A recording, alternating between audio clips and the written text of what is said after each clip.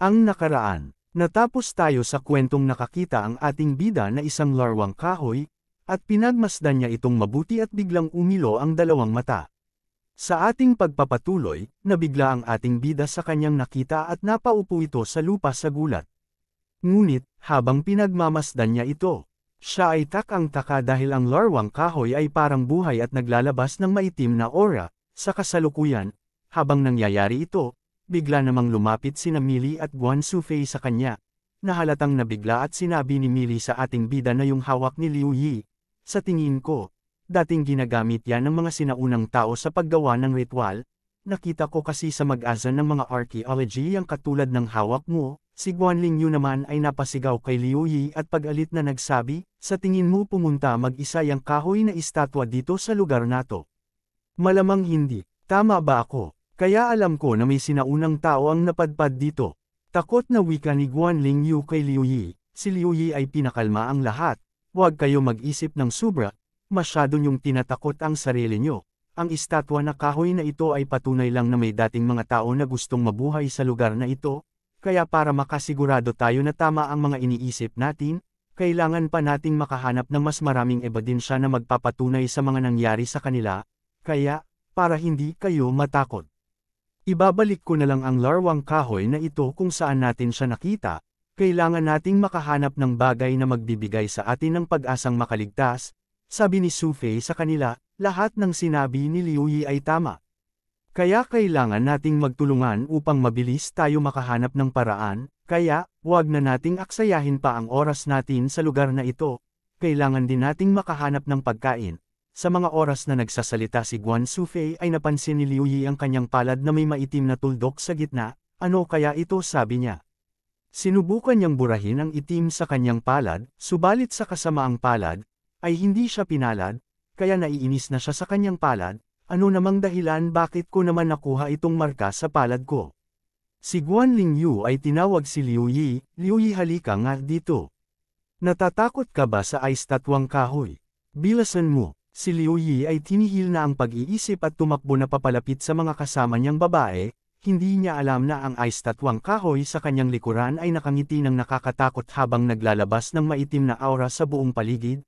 Pagkatapos nun, nakakita ulit sila ng isa pang kuweba. Agad naman nila itong pinasok at siniyasat ang paligid. Si Liu Yi ay sinabing bagay itong kuweba sa atin dahil ang loob nito ay tuyo, patag at malapit sa taas ng bundok na ito. Hindi ko sukat akalain na makakakita tayo ng ganitong lugar dito. Si Millie naman ay nagsabi, pero ang lugar na ito, pakiramdam ko may dating tumira sa lugar na ta. Si Sosuro ay may nakita sa bandang taas at itinuro ito. Tignan nyo banda roon. At nakuha ng lahat ang atensyon sa tinuro ni Sosuro at walang sabi-sabi ay nauna na siyang pumasok at nagmamadaling tumakbo. Pinuntahan ang nakita niya, si Millie ay takatayo sa gilid niya. Si Sosuro ay ginagamit ang buong lakas upang maalis ang bagay na nakita niya, hindi nga impossibly na may mga sinaunang tao na tumira dito. At yun naman ang ikinatatakot ng dalawang magkapatid. Humawak sila sa braso ni Liu Yi at humihingi ng tulong. Napansin agad yun ni Liu Yi. Kaya nagkaroon ng pagkakataon ng ating bida at sumang-ayon sa sinabi ni Millie. Tama si Millie sa sinabi niya. Totoong may mga sinaunang tao na tumira dito sa lugar na ito. Kung kaya't naisip niyang takutin ang dalawa, kaya mag-iingat kayo palagi, dahil ang mga sinaunang tao ay kumukuha ng mga magagandang dalaga at kinakain nila ito at ang mga buto ay ginagawang kasangkapan, lalo ang mga bungo ginagawa nilang mangkok. Habang masaya ang ating bida sa kanyang ginagawa, hindi naman natutuwa si Guan Sufei sa sinasabi ni Liu Yi sa kanila, kaya sa unang pagkakataon sa buhay ni Guan Sufei, ay ngayon lang siya nanakit ng tao at kay Liu Yi pa. Nakatikim ang ating bida ng isang di malilimutang sapok, habang pagalit namang sinasabi ni Guan Lingyu kay Liu Yi na kung sino nagsabi sa kanya na magkwento ng napakapangit na biro. Sumang-ayon naman si Guan Sufei sa sinasabi ni Guan Lingyu kay Liu Yi, sa pagkakataong ito, tama ang ate ko. Habang himas-himas ni Liu Yi ang kanyang ulo na may kakilakilabot na bukol, sige, kalimutan na natin yung mga walang kakwenta-kwentang bagay. Kailangan nating unahin kung paano tayo mabuhay sa lugar na ito. Millie, samahan mo ako manguha ng tubig. Sosuro, Guan Sufei at Guan Lingyu ay sumunod sa sasabihin ko. Kayo ang maghahanap ng makakain. Si Liu Yi at Mi Li ay may nakitang magandang pagkukunan ng maiiniyam na tubig, at siguradong hindi na sila mauubusan ng supply. Malinis at malinaw ang tubig ng matikman ng ating bida at sigurado siyang ligtas itong inumin. Si Liu Yi ay nagkaroon ng pagkakataon na para alisin ang itim na marka sa kanyang palad. Pero kahit na anong gawin niya ay hindi man lang nababawasan ang kulay nito kahit is-aysen pa niya itong mabuti. Habang ginagawa niya ito, nag-iisip na naman siya ng sobra. Samantalang isa lang naman itong marka na hindi naman sinasadya na malagyan ang palad ko. Si Mi Li ay sobrang saya dahil sa dami ng kanyang nakuha na tubig. Tinawag niya si Liu Yi para umuwi na dahil sapat na ang nakuha nilang tubig. Si Liu Yi ay sumang-ayon naman siya agad. Hindi naman siya nagsisisi na hindi na maalis ang marka sa palad niya. Ang inaalala niya lang ngayon ay hindi pa sila nakakaligo ng ilang araw, pero dahil malapit na lang ang tubig sa kanila, hindi na masyadong alalahanin ngayon yan. Si Guan Sufei ay sobrang saya sa kanyang hindi inaasahang nahanap, sobrang dami niyang nakuhang patatas, at hindi siya makapaniwala na sobrang dami niyang makikitang ganun dito. Sigurado siyang pupuruhin siya ni Liu Yi sa kanya nagawa pag-uwi nila, hindi tulad noong nakaraan, nakakuha siya ng mga nakakalasong mga kabuti. Si Guan Lingyu ay tinawag si Guan Sufei, Guan Sufei, halika dito. Tignan mo ang mga nakuha namin. Masarap at matamis, halika at tikman mo rin. Si Guan Sufei ay lumapit habang dala-dala niya yung mga nakuha niyang patatas. Si Guan Lingyu at Sos Uro ay nilalasap ang mga nakuha nilang matamis at masarap na prutas. Si Guan Sufei ay binigyan ng kanyang ate na 8 pirasong prutas. Di ko alam kung ano yun pero mukha siyang ubas pero hindi. Si Guan Sufei ay masayang tinanggap ito. Subalit hindi niya ito kakainin dahil si Liu Yi ay sobrang abala sa kanyang ginagawa para sa amin, pero hindi pa siya nakakakain ng isang bagay na masarap. Kaya ito na ang oras para ibigay ko itong prutas na matamis, at hihintayin ko si Liu Yi para sabay na namin kainin ang mga ito. Si Guan Lingyu ay masayang kumakain pero ang nakababatang kapatid niya ay mas inaalala ang ex niyang si Liu Yi. Kaya agad naman siyang sumang-ayon sa kapatid niya kaya dadagdagan na lang ng ate niya yung prutas na ibibigay niya kay Liu Yi. Halata namang gustong-gusto ng kapatid niya si Liu Yi at si Guan Lingyu ay nalulungkot. Ganun pa man masaya si Sos Uro na makakauwi na sila sa bago nilang kuweba. Sumapit na ang gabi. Sa kanilang kuweba ay may maraming makakain, sa ngayon ay nag-iihos sila ng patatas para sa kanilang hapunan, napakaraming patatas at tubig ang kanilang nakuha, kaya kailangan nilang magtira ng patatas para sa mga susunod na araw, at sinabi niya yun habang sila ay kumakain. Si Guan Lingyu ay matigas niyang sinabi na, paano pala ito ngayon? Pag hindi pala tayo siswertihin, dito parent tayo hanggang sa mga susunod na taon, ganun ba? Ang gusto mo? Mangyari, magsimula tayong magtanim ng gulay at makipaghabulan sa isda ganun ba? Si Liu Yi ay biglang nagribat kay Lingyu, hindi mo alam ang sinasabi mo. Bakit sa palagay mo ba, hanggang susunod na taon lang ba tayo dito? Kung hindi natin gagawin ito, may makakauwi pa bang buhay kahit isa sa atin? Sa tingin mo ba alam na ba agad ng gobyerno na bumagsak ang eroplano natin? Kung sakali man alam na nila, sa palagay mo, alam ba nila na nandito tayo sa lugar na ito? Pari-pareho tayong hindi natin alam kung ano nangyayari sa kanila, kung may ginagawa ba silang hakbang para hanapin tayo o ang totoo ay wala, dahil baka nga hindi talaga nila alam ang nangyari sa atin. Sa ganitong sitwasyon dapat maging matibay ang puso mo sa mga bagay na hindi inaasahan, maging handa sa lahat ng bagay, gawin lahat ng paraan para mabuhay, habang naghihintay ng kung may darating ba. Hindi yung wala tayong gagawin at maghintay sa wala, maliban na lang kay Guan Sufei na naniniwala sa akin. Si Guan Sufei ay sinuntok sa balikat si Liu Yi at sinabi, manahimik ka. Ayaw ko manatili dito kung hindi na tayo makakabalik, pero gusto kita kasama kahit saan. Si Liu Yi ay hininaan ang boses at sinabi, talaga ba? Okay sige walang problema. Pagkatapos nila kumain ng hapunan, si Mi Li ay paulit-ulit niyang sinabi, ako sobrang pagod at humikab sabay nag-unat-unat ng mga braso, sabay sabing, gusto ko nang matulog, sabay tawag ni Guan Lingyu ang kanyang kapatid, Sufei, halika. Dito ka matulog sa tabi ko, kaya lahat ng babae ay nagsama-sama sa iisang lugar para matulog, ngayon may isang tao na lang ang natitira, walang iba kundi si Liu Yi, para siyang lobo na nag-aabang sa mga puting tupa, pero kailangan niya ring magpahinga, pero syempre hindi sa tabi nila. Tinanong siya ni Mi Li kung saan siya matutulog.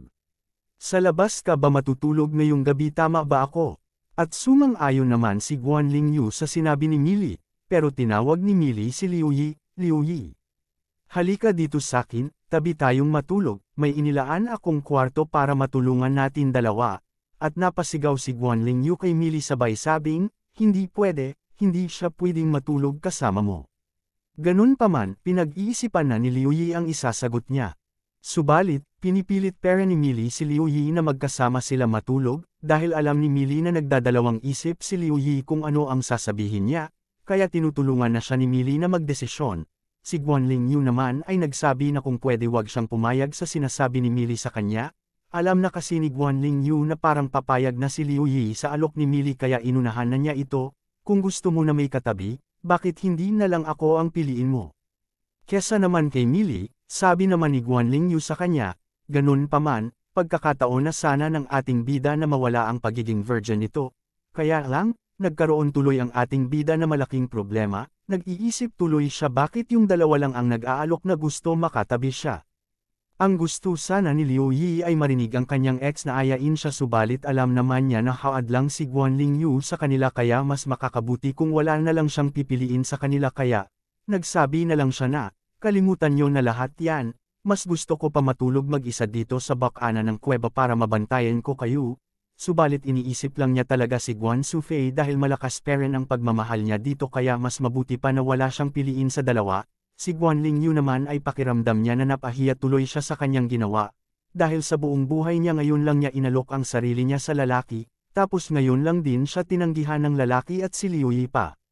Kaya galit na galit siyang sumigaw sa ating bida, ano tingin mo sa sarili mo?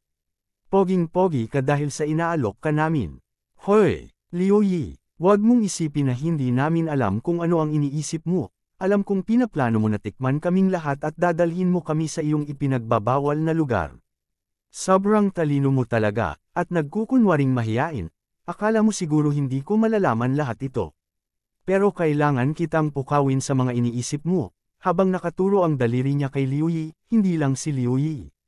Pati ang tatlong babae ay talagang nahihiya ng sobra sa mga sinasabi ni Guan Lingyu. Hindi tuloy nila alam kung saan nila itatago ang kanilang mga mukha.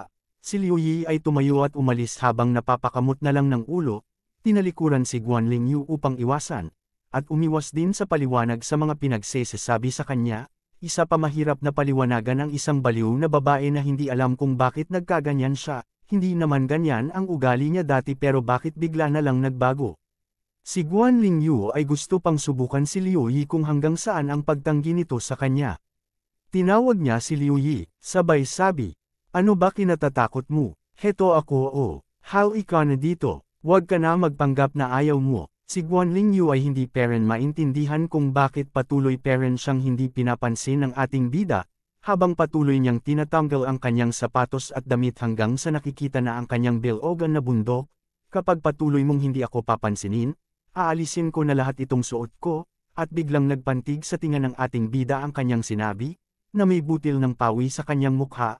Matalim ang tingin nito sa kanya, dahil alam niyang hindi talaga ganyan ang pagkakakilala niya kay Guan Lingyu. Ano nangyayari sa'yo? Habang hawak ni Liu Yi ang dalawang kamay ni Guan Lingyu, bakit ka nagkakaganyan? Hindi ba't gusto mo naman talaga kami tikman? Ito na, binibigay ko na sa'yo ng kusa, sabi ni Lingyu sa kanya, habang si Sosuro ay palapit din kila Liu Yi at Guan Lingyu ay nagsabi din na, tama ang sinasabi ni Guan Lingyu sa'yo Liu Yi.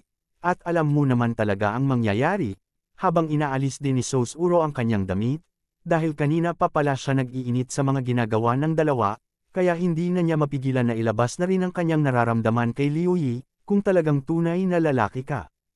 Halika dito, at ako ang una mong tikman, sisiguraduhin ko sa'yo, hindi mo malilimutan ang malalasap mong sarap sakin, o Diyos ko po. Bakit bigla kayong naging bayolinti, natatakot tuloy ako, ano bang sumpa ito? Ano na gagawin ko? Ganun pa man, si Millie at Guan Sufei ay sobrang nagtataka sa kanilang nakikita. Agad naman nilang nilapitan ang kanilang mga kapatid, upang pigilan sa kanilang gustong gawin. Habang pinapanood ni Liu Yi ang nangyayari sa kanila ay tinanong naman si Sufei kung ano ba talaga ang nangyari. May nakain ba sila na kung anuman o nainom? Kasi bigla silang nagbago ng ganyan. May nakain ba kamo? Oo, may nakain nga sila kinanang hapon, tama. May naaalala na ako, may nakita si Sosuro na prutas sa bundok, kinuha nila ito at kinain nila ate ko. Inalok nga nila ako kumain pero tumanggi ako kaya itinabi ko para ibigay sana sa iyo at sabay sana natin kainin. Kaya lang nakalimutan ko naman dahil ang dami ko kasing iniisip. Sabay hagis ni Sufei kay Liu Yi yung nakabalot pang prutas. Si Liu Yi ay binuksan agad ito at nagulat sa kanyang nakita. Masarap sa kanyang paningin at parang ubas ang hugis nito pero hindi niya talaga alam kung anong prutas talaga ang hawak niya. Pero si Millie ay nagsabi, parang katulad yan ng rosemary fruit. Alam mo ba talaga ito? Sabi ng ating bida, ibigay mo muna kay Guan Sufei ang kapatid mo para tignan mong mabuti kung tama ba ang sinabi mo. At binigay nga ni Millie kay Sufei at dalawa na ang pinipigilan nito, at nang makalapit na si Millie kay Liu Yi, tama.